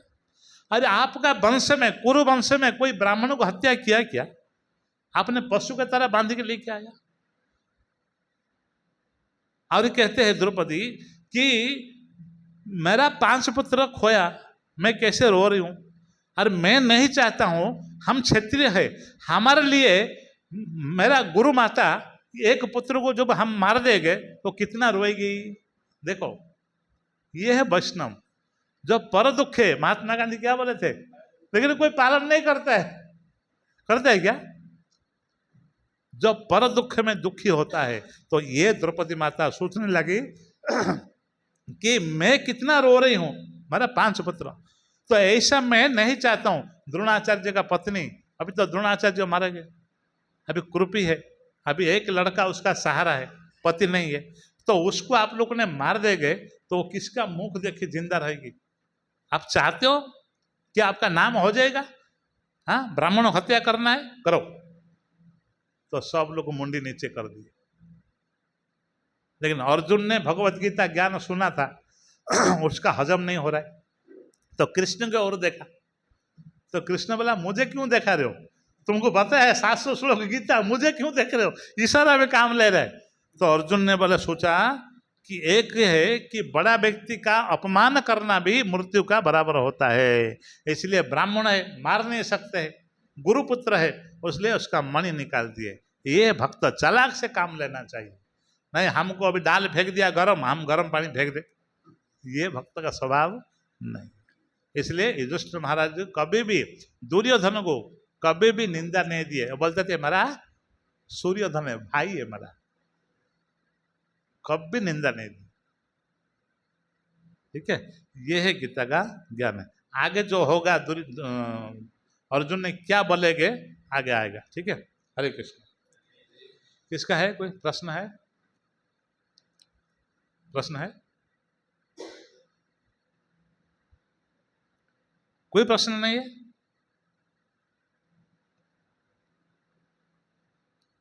तो इसका मतलब क्या आप बताओ। मैं एक प्रश्न पूछता हूं। एक हम मंगल आरती भी करते हैं, प्रसादी भी खाते हैं, जप भी करते हैं, मंदिर में भी आते हैं, भक्त के साथ दर्शन करते हैं। हम दूसरे को हरे कृष्ण बोलते हैं क्या? बोलते हैं? पहचान हो गया तो बोलते हैं। ये सबसे बड़ा बात है। हाँ, हम इसको ध्यान पूर्वक नहीं लेते हैं। जब पहचान होता है, जैसे अभी मैंने क्लास दिया, अभी पहचान हो गया और हरे कृष्ण प्रभु जी बोलेंगे, पहले कोई नहीं तो बोलता था। या हम दूसरे को नहीं बोलते? बोलते हैं क्या? बोलते नहीं बोलते?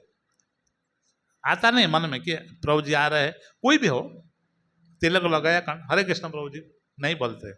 लेकिन ठीक आखिरी का चला जाओ, गुड़ पिया हुआ है, नशा में है, मांस खाने वाला व्यक्ति, छोटा बच्चा 12-15 साल का, नहाना नहीं, धोना नहीं, भगवान क्या पता नहीं, पिता माता का कोई ठिकाना नहीं, लेकिन थोड़ा सा प्रसाद खाया था, अरे वो आपको नशा अवस्था में भी हरे कृष्ण बोलता है।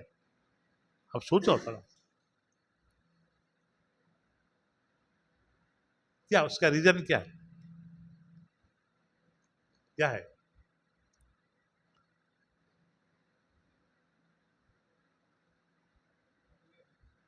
इसका रीजन ये है, कभी कोई व्यक्ति कुछ पता नहीं है उसको, हाँ, एक श्लोक आता है, जो व्यक्ति कुछ पता नहीं है, गुरु ने बोला ये मंत्र जप करो, और जप करते करते वो भगवान का धाम चला जाएगा। अरे वो मंत्र का वैल्यू उसको पता नहीं है, और उसी मंत्र का वैल्यू पता है जिसको, वो चला जाएगा। लेकिन जो बीच वाला होते हैं ना, एक तो दृढ़ता होगा नहीं और विश्वास करता नहीं, वो पुनर्पि जननी जठरे शयन। जिसको तैरना नहीं आता है वो छलांग लगा दिया तो मर जाएगा बेचारा, पानी पी लिया मर गया। और जिसको तैरना पूरा आता है वो तो तैर के चला जाएगा नदी। और जिसको थोड़ा थोड़ा आता है वो क्या करेगा, कष्ट उसको होता है। क्यों? वो डूबेगा नहीं, और तैरने का भी नहीं आता, पानी पिएगा, नाक में कान में तकलीफ आता है। किसको पूरा तैरना आता है? सबको, हाँ आता है, हाँ पूरा आता है तो पानी में कूदो, थोड़ा थोड़ा आता है पानी में कूदना मत। क्यों? तैरने को नहीं होता है, अरे डूबेगा भी नहीं। तो हम लोग का परिस्थिति ऐसा ही, हाँ पूरा करने को नहीं होता है, हाँ अरे छोटा बनने को नहीं। तो इसलिए बीच बीच का मत रहो, क्या तो पूरा मूर्ख बनो या पूरा गीता को जानने के लिए कोशिश करो। क्योंकि मूर्ख बनोगे तो तर जाओगे, और पंडित बनोगे ज्यादा ज्ञानी वो तर जाएगा, लेकिन बीच बीच का